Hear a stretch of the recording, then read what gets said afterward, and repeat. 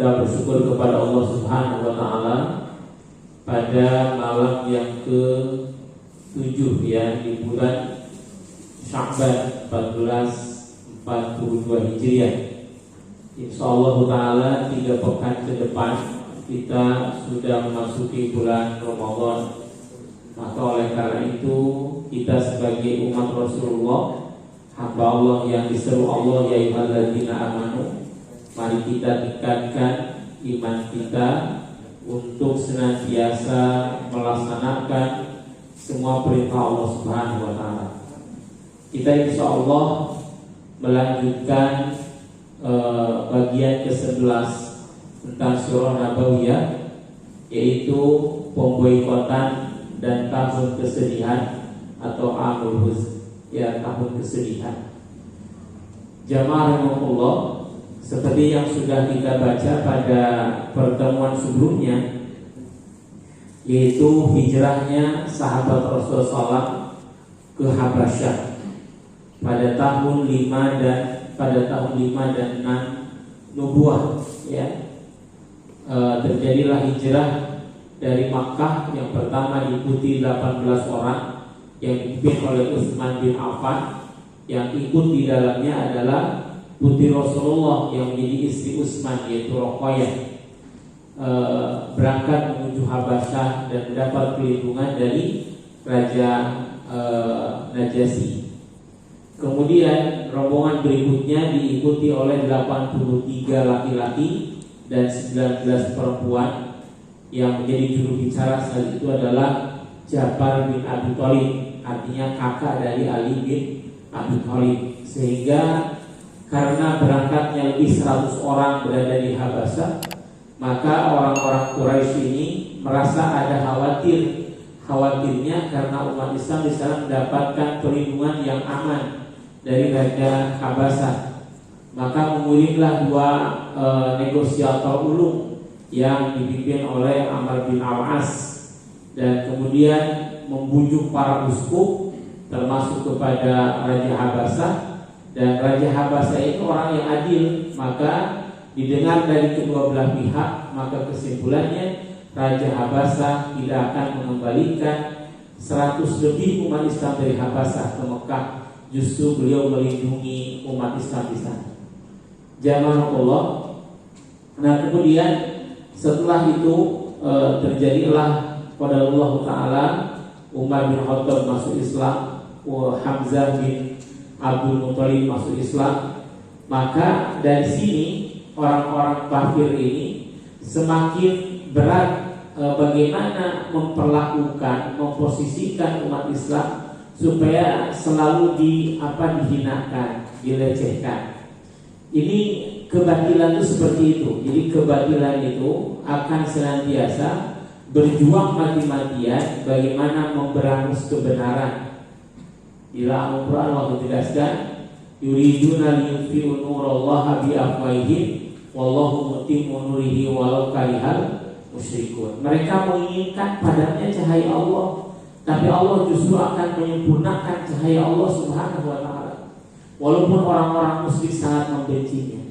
Jadi dari sejak zaman dahulu ketika kita bicara sirah, bukan hanya sekedar kita kenal sirah, tapi yang terpenting adalah bagaimana kita bersikap berdasarkan sirah.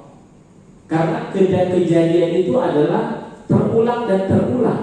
Kejadian demi kejadian terulang dan terulang. Yang beda adalah pelakunya, tetapi motifnya sama. Kebatilan menghalangi kebenaran, dan kebenaran akan terus berjuang menegakkan kebenaran. Seperti itu terulang sejak zaman Nabi terdahulu, terus begitu berulang-ulang.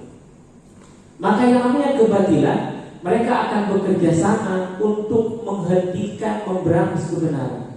Sejak dahulu seperti itu. Maka dengan mempelajari sirah, kita akan tahu sikap, bagaimana mestinya bersikap ketika menghadapi berbagai macam kejadian. Ini diantara hikmah kita mempelajari surah Nabawiyah, ya. Dan insya Allah nanti seperti kisah, bagaimana kisah Siti Aisyah ketika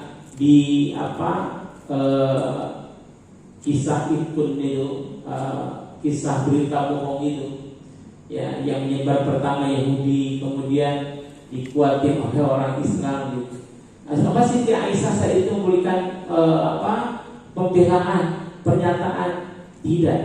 Beliau menjawab dengan seperti yang dikatakan oleh Nabi Ayub, Nabi Yakub ketika putranya berdemo kepada ayahnya sendiri, ya, pasbir sabran jamila wallahul musta'an ala ma tasifun ashku bathi wa huzni ila Allah. Kalimat itu pula dikatakan Siti Aisyah radhiyallahu anha ketika banyak orang yang supaya belum memberikan klarifikasi, belum menyatakan bahwa bersabarlah seperti sabar dengan kesabaran yang indah, hanya kepada Allah aku mohon pertolongan atas apa yang mereka sifatkan. Aku mengadukan segala kepedihan, kesedihan hatiku hanya kepada Allah Subhanahu wa ta'ala. Bagaimana hasilnya? Luar biasa. Sama hasilnya seperti yang diraih oleh Nabi Yakub alaihissalam. Itu contoh zaman Allah. Jadi belajar sirah itu seperti ini. Hadirnya dengan Allah Ta'ala. Nah, kalau hal tersebut, maka pasukan kebatilan ini berusaha bagaimana untuk senantiasa menghalang-halangi kebenaran. Nah, maka jamaah Allah, kita lihat selanjutnya. Ini tema kita, perjalanan dakwah jahriyah Periode Mekah. Ini sudah berulang-ulang, tapi ini karena memang hitungan tahunnya jamaah Allah, silakan dilihat. Ini 3 nubuwah, 3 tahun kenabian itu Syria, kemudian jahriyah ini, kemudian ini adalah hijrah ke Habasah 5 dan 6 nubuwah, kemudian 6 nubuwah Hamzah dan Umar masuk Islam. Nah, kemudian ini yang menjadi bahas kita saat ini, pemboikotan tahun 7 sampai 10 nubuwah. Tahun nubuwah itu kenabian jamaah Allah. Nah, hadirin yang dirahmati Allah SWT, ketika kondisi seperti itu, maka sebelum pemboikotan terjadi,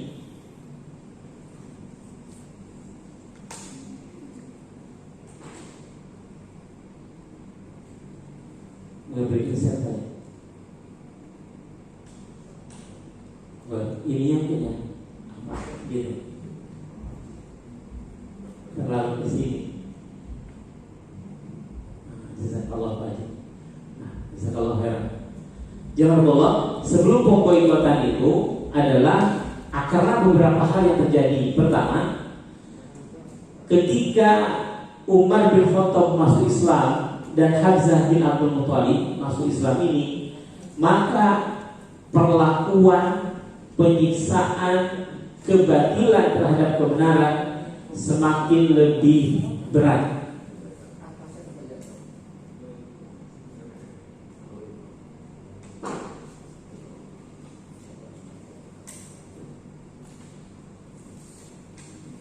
Baunya lepas.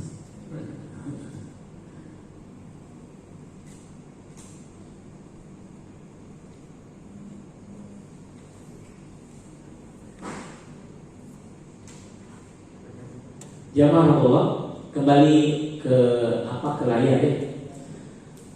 Ini adalah sebelum pemboikotan itu, karena pertama akibat Umar bin Khattab dan Hamzah masuk Islam ini menjadi pukulan yang sangat telak bagi kaum kebatilan, pasukan kebatilan lah gitu ya.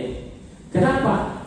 Karena dua pentolan ini yang selama ini membela mereka justru membela kebenaran. Maka mereka semakin panik gitu ya, semakin panik ketika orang yang diharapkan untuk menjadi ujung tombak memberangus kebenaran justru menjadi pembela, pejuang penegak kebenaran. Maka dari itulah, maka datanglah utusan dari Quraisy yang dipimpin ataupun seorang bernama Utbah bin Rabi'ah. Ya, Utbah bin Rabi'ah ini mendatangi Rasul di dekat Ka'bah. Lalu Utbah bernegosiasi dengan bahasa yang sangat bagus. Kata Utbah, wahai putra pamanku, kita ini adalah satu keluarga. Itu luar biasa pendekatan gitu. Kita ini satu keluarga, kita ini satu golongan, kita ini adalah orang-orang yang memang terhormat dan segala halnya. Kemudian kata Utbah kepada Rasulullah SAW, tolonglah kalau memang engkau menginginkan sesuatu, bicara saja. Kata Utbah, kalau engkau ingin menjadi orang yang paling kaya, maka kami siap mengumpulkan seluruh kekayaan orang Quraisy akan diberikan kepadamu, sehingga tidak ada orang yang lebih kaya dari diri. Ini tawaran pertama, Pak. Diiming-imingi harta. Jadi Rasulullah itu yang penting berhenti berdakwah dengan ketentuan akan diberikan kekayaan dari seluruh kekayaan yang ada di kota Mekah, sehingga di kota Mekah tidak ada yang lebih kaya daripada Rasulullah. Dengan syarat berhenti dakwah, dengan syarat berhenti bicara kebenaran, gitu. Hanya itu saja diminta. Kalau kau mau menginginkan menjadi orang yang paling terhormat, kami pasti akan mengangkat kau menjadi orang terhormat, sehingga tidak ada orang lain yang lebih terhormat dari diri. Yang ketiga, kalau kau menginginkan menjadi raja, pasti kami sepakat untuk mengangkatmu menjadi raja. Asal berhenti menyampaikan kebenaran, mencaci maki Tuhan kami, gitu Pak. Ini kata Utbah ini, ya. Sampai kata Utbah ini, seandainya engkau sakit dan kamu tidak bisa mengobatinya, kami akan datangkan dari manapun tabib yang bisa mengobati diri. Artinya Rasulullah itu dijamin, Pak. Kehidupannya dijamin, sakit pun akan dijamin menjadi sembuh.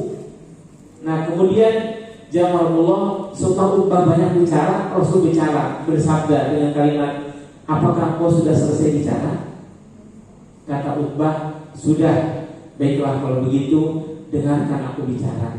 Kemudian Rasulullah SAW membaca, A'udzubillahi minasyaitonirrajim, Bismillahirrahmanirrahim. Ini ayat turun surah, Rasulullah membaca ayat surah Fussilat, surah 41 1-5.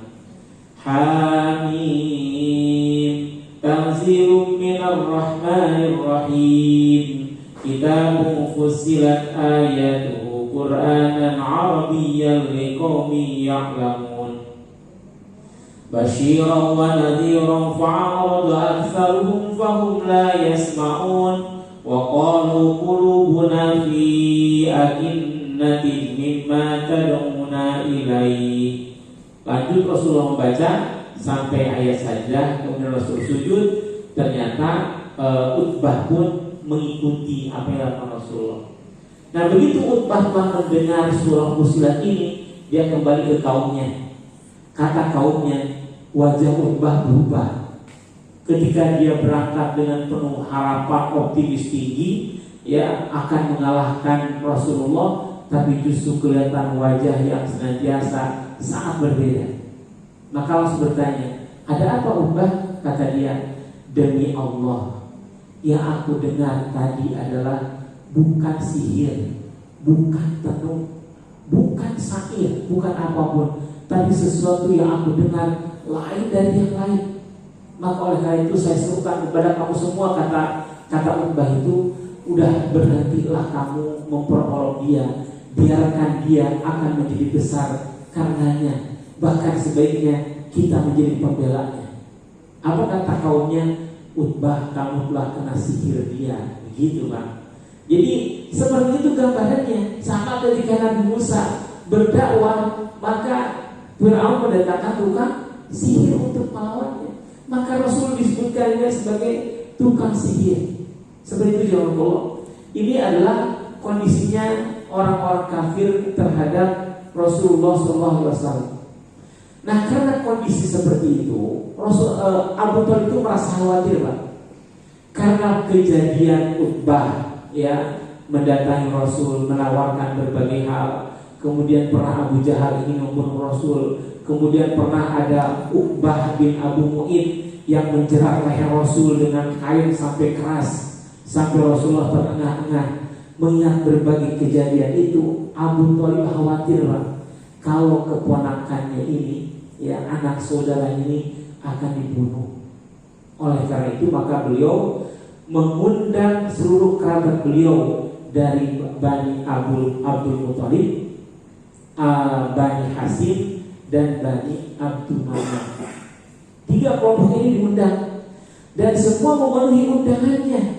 Lalu Abu Thalib berbicara bahwa apakah kalian semua siap membela keponakan kalian Muhammad? Maka menyatakan siap. Muslim kafir dari tiga kelompok ini siap membela Rasul, kecuali Abu Lahab. Jadi semua kan, Bani Abdul Muthalib, Bani Hashim, Bani Abdi Manaf, semua membela Rasul, baik Muslim maupun belum Islam dia saat itu. Nah, karena Umar bin Khattab masuk Islam, Hamzah masuk Islam, Utbah menawarkan tidak diterima, dan kemudian berkumpulnya tiga bani membela Rasulullah SAW, maka kemudian zaman pulang dia selanjutnya, maka muncullah keinginan dari orang-orang Quraisy untuk membunuh pelan-pelan. Nah ini rancangan pemboikotan. Latar belakangnya pemboikotan karena Abu Thalib meminta kepada semua Bani Muthalib, Bani Hashim dan Bani Manaf untuk membela Nabi Muhammad SAW. Ini yang senantiasa mereka sepakat bagaimana membunuh Nabi. Karena kalau membunuh Nabi menumpahkan darah Rasulullah, pasti ketiga kelompok Bani tadi akan membela, sehingga akan terjadi pertumpahan darah di negeri Mekah. Bahkan diperkirakan Mekah akan musnah karena pertumpahan darah. Nah, oleh karena itu mereka membuat makar yang lain. Nah, jamaah Rasulullah, kaum kufar berkumpul di Bani Kinanah untuk membuat kesepakatan menghadapi Bani Hashim, Bani Muthalib. Apa kesepakatannya? Menulis piagam pemboikotan. Nah ini. Jadi seperti itu kan. Dari dulu sampai sekarang gitu. Tidak bisa dengan langsung dibunuh. Bagaimana caranya? Dipenjarakan.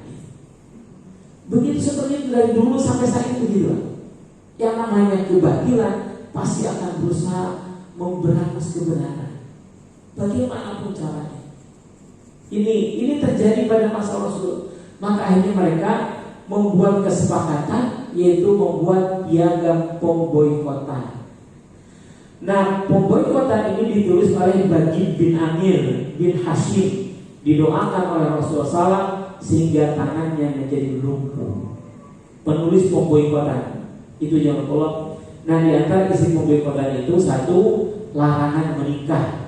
Jadi keseluruhan orang Quraisy tidak boleh menikah dengan tiga golongan tadi, Bani Muthalib, Bani Hashim, Bani Abdi Manaf. Tidak boleh menikah, tidak boleh jual beli, tidak boleh berteman, tidak boleh bicara, tidak boleh berkumpul, tidak boleh memasuki rumah kecuali menyerahkan Nabi untuk dibunuh. Ini digantung di dalam Ka'bah. Jadi ini jadi undang-undang Pak, ya. Jadi undang-undang digantung di dalam Ka'bah sehingga semua orang-orang kafir saat itu adalah berkumpul menegakkan undang-undang boikot ini. Yang akhirnya ketiga kelompok Bani tadi adalah terkumpul dalam satu lembah, mereka terisolir.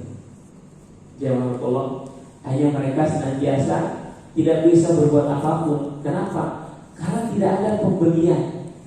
Seandainya ada pedagang dari luar membawa barang, kalau umat Islam langsung membeli itu masih bisa. Tapi kalau seumpama sudah dibeli oleh orang kafir Quraisy, pasti mereka menjual dengan harga sangat jauh tinggi, sehingga akibatnya tiga kelompok ini tidak bisa membeli makanan. Itu kondisinya. Maka jangan lupa bagaimana kondisi mereka. Kita lihat pemboikotan itu dimulai awal bulan Muharram tahun 7 Nubuwah, berakhir nanti bulan Muharram tahun 10 Nubuwah. 3 tahun ya pemboikotan ini. Keadaan kaum muslimin Bani Muthalib serta Bani Hashim amat memprihatinkan. Banyak wanita dan anak-anak yang kelaparan. Makanan mereka adalah makan dedaunan dan kulit hewan. Jadi yang dimakan itu dedaunan.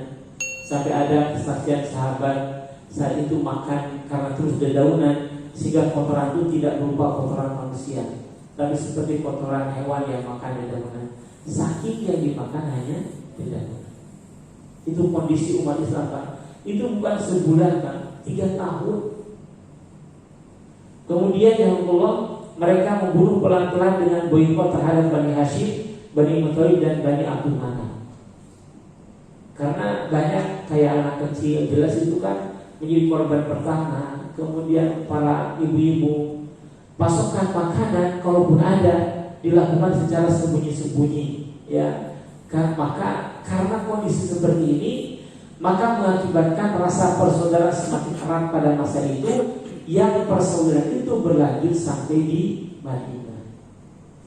Karena dalam kondisi semuanya susah, maka mereka justru menjadi solid, menjadi kuat gitu. Nah itu jawaban Allah. Nah kemudian berlangsung boikot ini selama 3 tahun. Ini selama 3 tahun.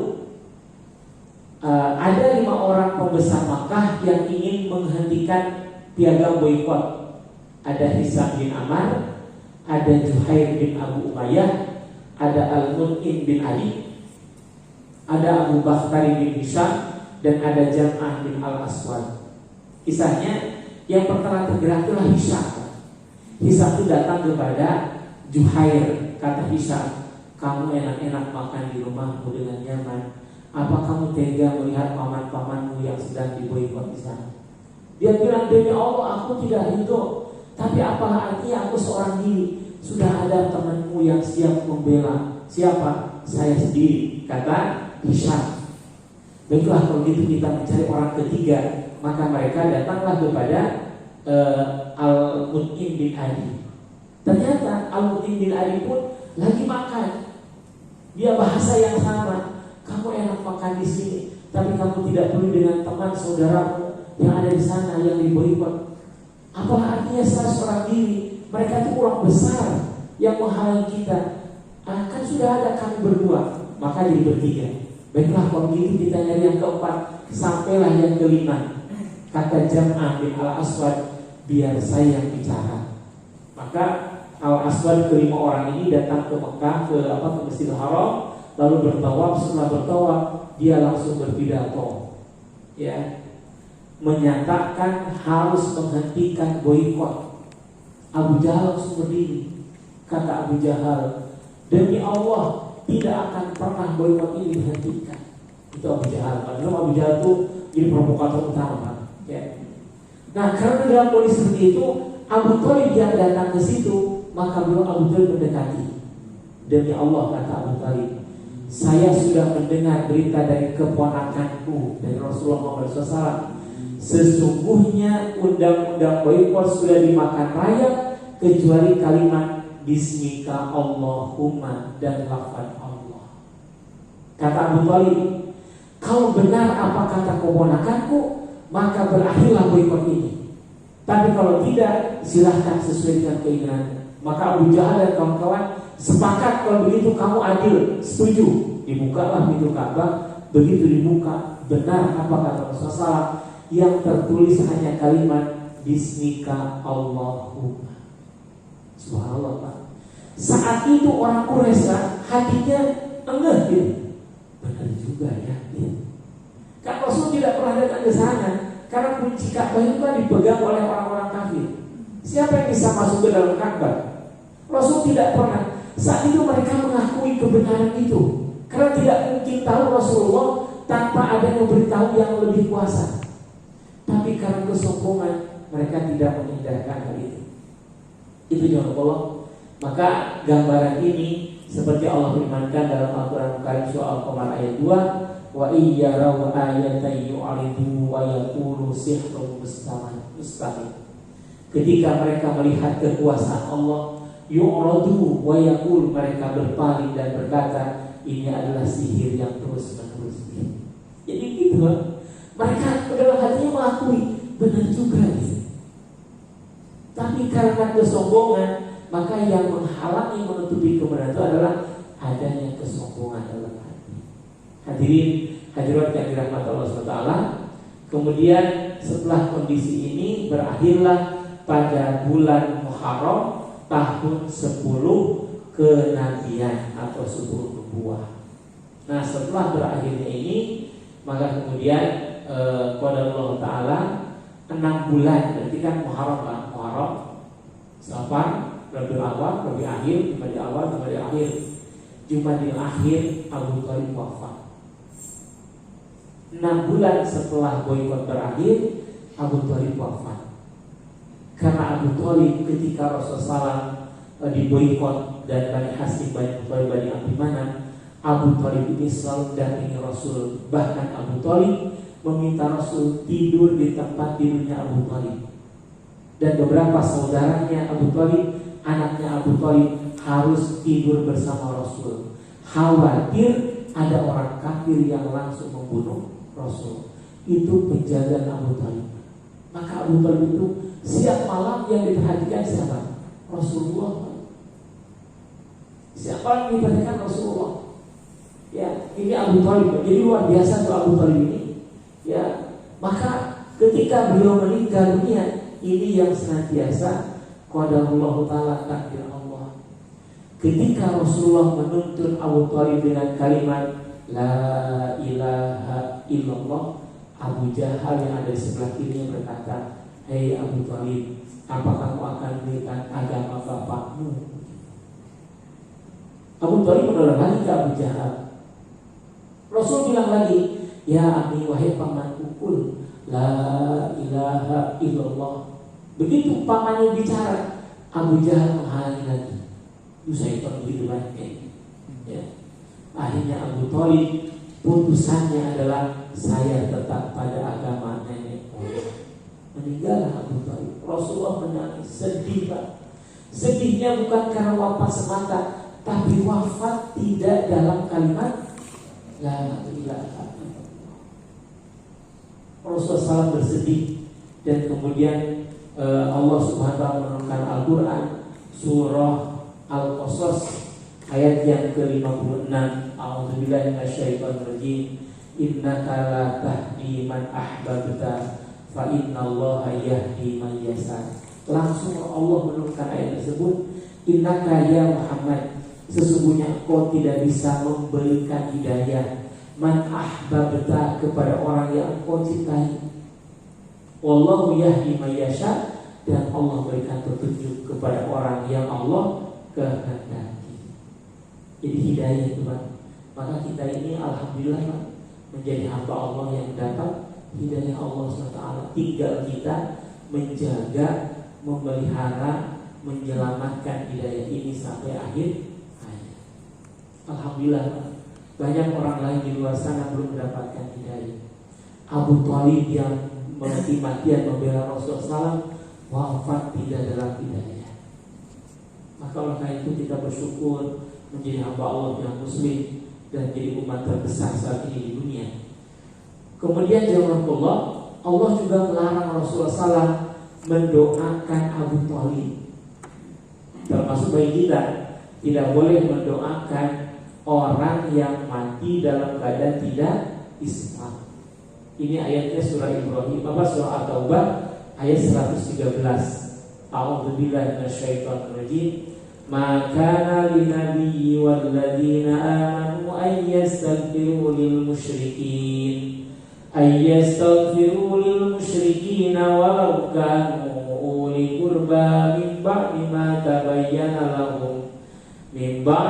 tabayyana lahum annahum ashabul jahim.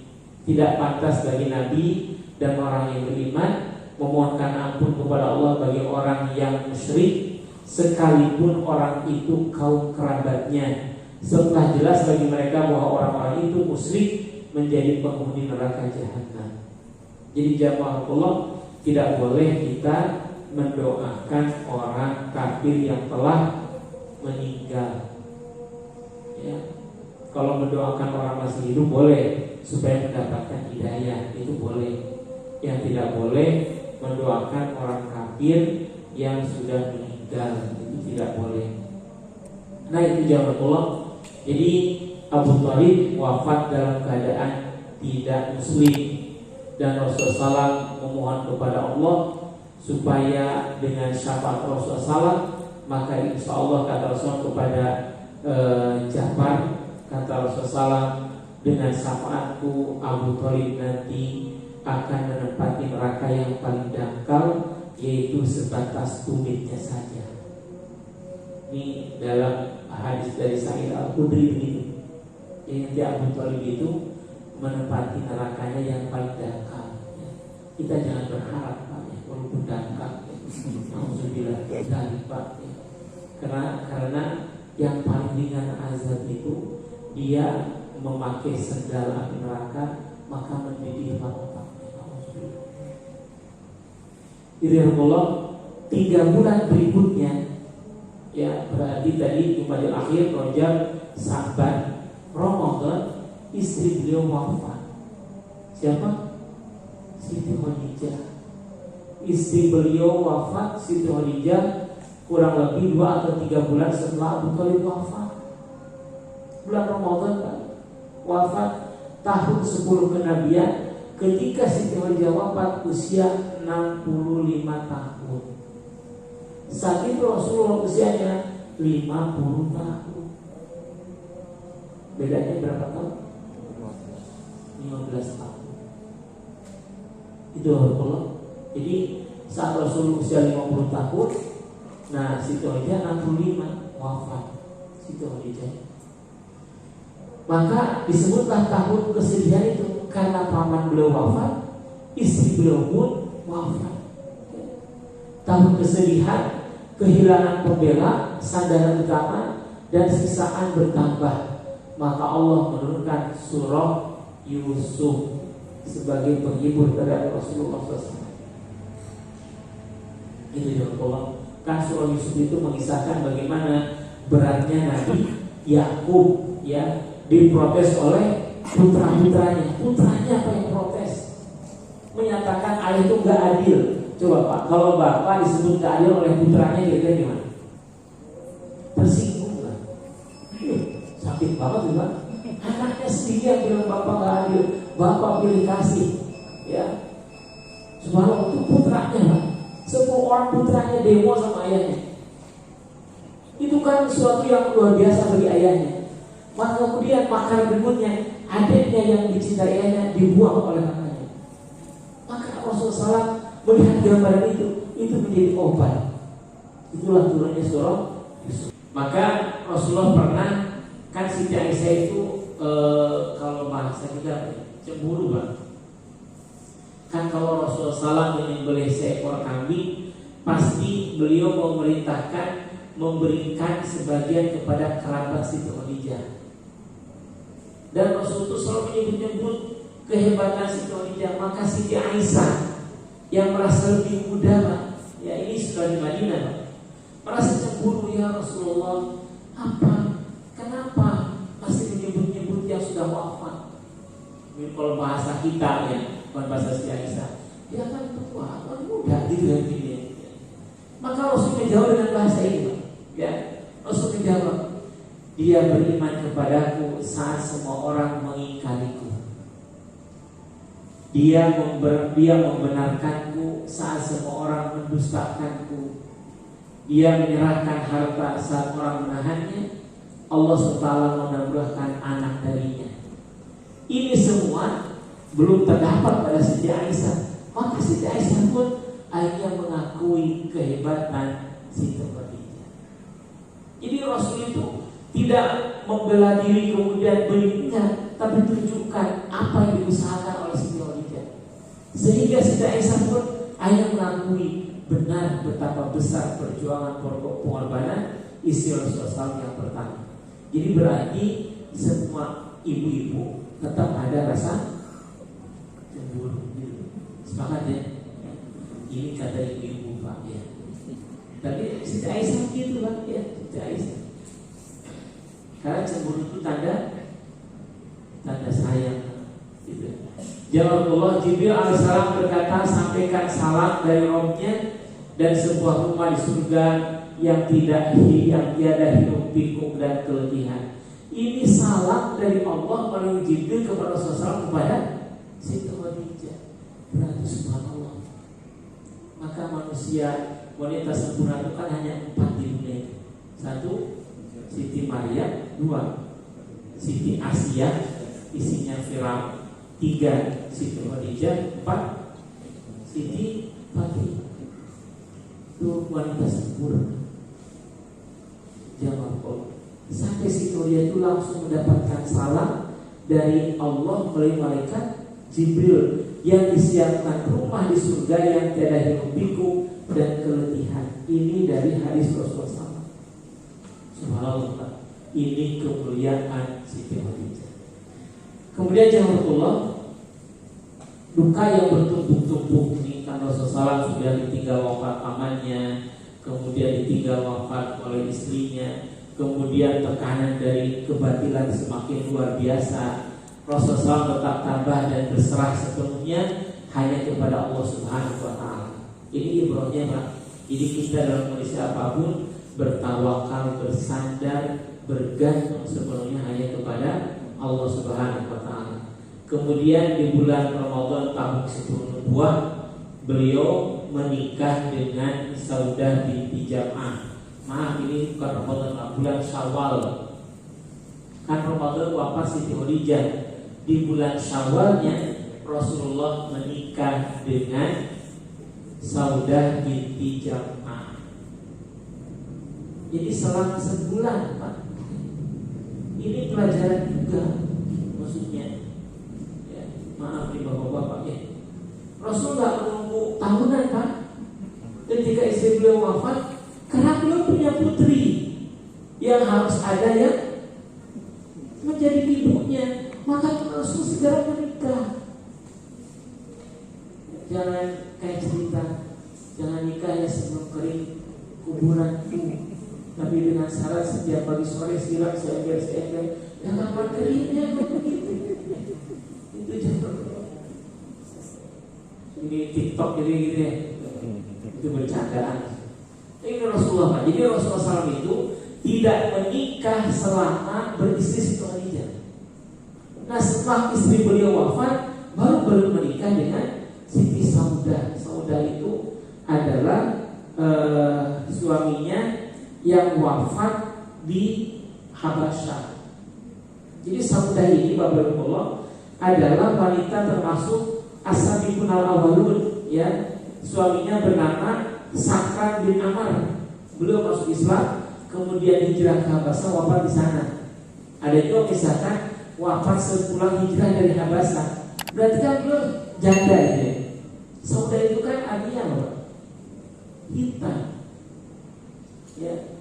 Jadi Rasul tidak memilih cantiknya apa-apa. Tapi kenapa? Saudah ini adalah wanita yang memiliki sifat keibuan luar biasa, sehingga ini bisa membela keturunan Rasulullah SAW. Itu pertimbangannya di sana ya Allah. Nah kemudian Rasulullah SAW menikahi Saudah binti Jam'ah ya di bulan Syawal. Ya kan Ramadan, dari Ramadan keliru ketiknya bulan Syawal. Jadi selang 1 bulan di bulan Ramadan Siti Khadijah wafat, di bulan Syawal Rasulullah SAW menikah lagi. Karena bagi kaum laki-laki, mohon maaf, tidak ada masa iddah. Yang ada masa iddah bagi perempuan. Kalau suami wafat, maka perempuan masa iddahnya 4 bulan 10 hari.